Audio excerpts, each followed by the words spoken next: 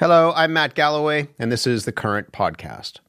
Nigerian journalist Charity Ikesia was fed up with how Africa is portrayed by Westerners, so she took to TikTok. Yes, there's no water in Africa. We drink our saliva. Let me explain. Every end of the month, we gather at our community square for a spitting festival called the Nkalago Festival. In this festival, all the men do a spiritual chant led by the wizard of the community, and then all the women and girls take turns to spit in a drum. Yeah, well, her mission, as you can hear, is to use sarcasm and humor to challenge ignorance and misinformation about Africa. Questions like, is there water in Africa? Or are there cell phones in Africa? Do Africans live in trees or actual houses?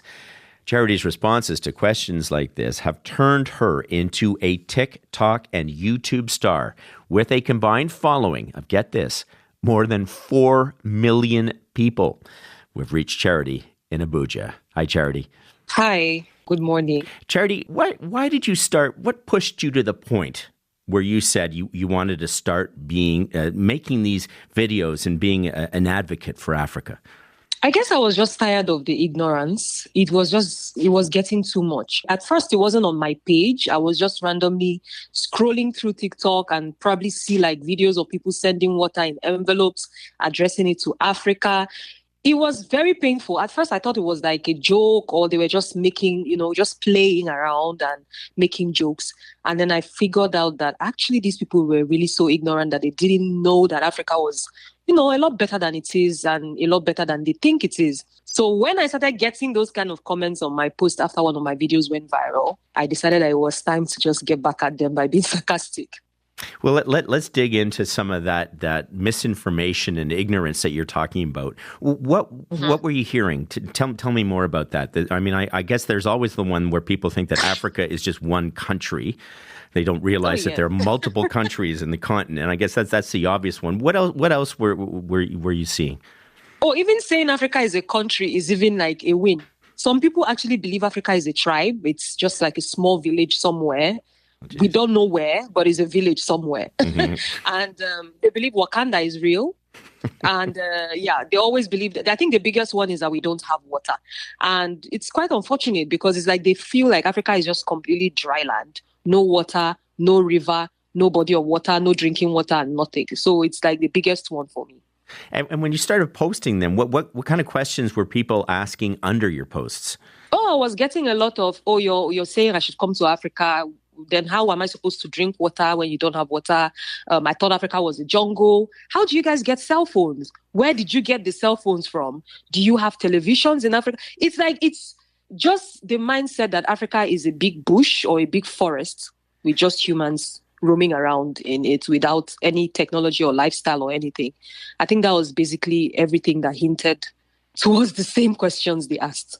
Where were these people coming from? The people who are asking the questions or responding to your posts? Oh, it's mostly from the West. I was getting a lot of comments from the UK, the US, is a huge one, and then very few from Asia. But the Asians too, kind of like, I think it depends on the side or the area in Asia. The most of them actually get it.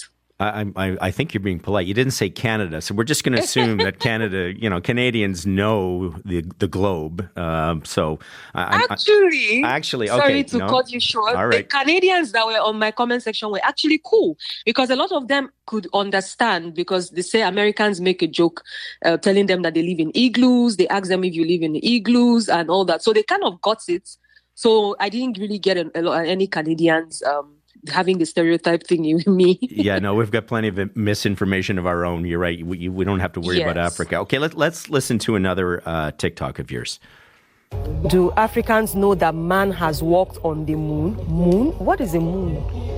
I really don't know what a moon is. But let me ask my sister from the Zambian village. Hi, Kay. Hi. Yeah, do you know what a moon is? Moon? Yeah, moon. The word sounds familiar, but... Moon. Is that like candy? Maybe. I think so. What? You're a journalist, Charity. So, yes. First and foremost, so what does a question like that tell you about the perception that some people in the West have about Africa? It just tells me that Africa has zero PR. Africa is not promoted enough. And yeah, a lot of people are ignorant and probably have horrible education as regards what we are and who we are over here in Africa. Well, you say Africa has no PR. What do you mean by that? Like I always say this in every single interview. If I want to know what is going on in Canada, in the United States, in UK right now, I can just turn on my TV and just get access to everything Western, all in my face every single day. But then I always thought that there was like something, like maybe in America they watch African shows or something, but there is not even one single TV show or something promoting the culture or talking about Africa over there except ads that portray hungry kids. And it's unfortunate because we're amazing people. Just as much as they push their own stuff to us, I feel like our stuff also should be pushed out there so that people can learn and understand about us. I think that's a great point and completely valid point as well. So if Africa has no PR, why does Africa have no PR? I don't know. I feel like generally it's all about not just us pushing ourselves and marketing ourselves. I feel like the media also plays a huge role in that because there is just so much ad on the TV about just hunger and strife and famine and war. Why don't we also talk about the growth of Africa, the beauty of Africa, the culture, the people? Showcase the fact that we are also rich. We have resources. I feel like it's just limited. I don't know why it's been that way, but there's just been always this myopic mindset about Africa, and nobody really wants to listen to anything else. And the media is one of the tools. Yeah. Right. And so that's why you've taken it on then to be Africa's advocate, as I've seen you describe somewhere. Yes. I take it on myself. I have a social media platform. I have a huge following. Why not? Why not? Okay, let's listen to one more of your TikToks. Let me tell you a secret about how we get houses and stuff in Africa. First of all, it has to do with you communicating with the gods perfectly. For example, you see this house behind me? It just genuinely fell from the sky. Once you make your demand known to the chief priest, he takes it to the gods, and then the gods speaks to the ancestors, and they bring the house down for you. I love your approach because you got great humor, great satire. Why did you choose this approach to take it on as a bit of a skit? At first, for me, it was just to get back at the haters or get back at the racist comments. And I wasn't doing it because I was like, I had a plan that it had to be sarcastic or satire. It's just that when it started going and people started liking it, I decided to stick to it. And that way it passes my message, educates people, and also entertains them at the same time. And I've noticed that people don't forget anything they learn with humor. And I decided that this way is going to be perfect. And nothing succeeds like success. And you've had tremendous success. You've blown up on social media. Some of your posts have tens of millions of views. Why do you think your content resonates with so many people? I feel like, aside Africans, of course, being entertained by the fact that I'm making jokes and I'm entertaining people and I'm also educating, the West, I feel like they're also learning from it because I get a lot of comments saying, oh my God, I actually didn't know that Africa was this. I didn't know that Africa was that until I came across your post. So I feel like as it's being pushed as well, people are learning. People are also understanding, and it's rewarding for me to see that people are learning through my posts, and I wish I could even reach more people and do more. Do you think they are learning? I mean, they're clearly consuming, but do you think that they are learning that this is pushing people on their own path of discovery of African countries, African culture? Absolutely. I believe they are learning. So one thing I do in my videos is, even though I'm being sarcastic, I always try to find a way to make sure that the real thing or the truth or whatever it is at the back of the background. So like I'm telling you, we demand the houses to fall from the sky. You're literally seeing a building construction work at the back of me. Like it's being constructed. So you kind of like understand that, okay, she's just making a joke. This is like a full-blown construction. It can't just fall from the sky. So yes, they are learning. And I've gotten a lot of positive comments on that.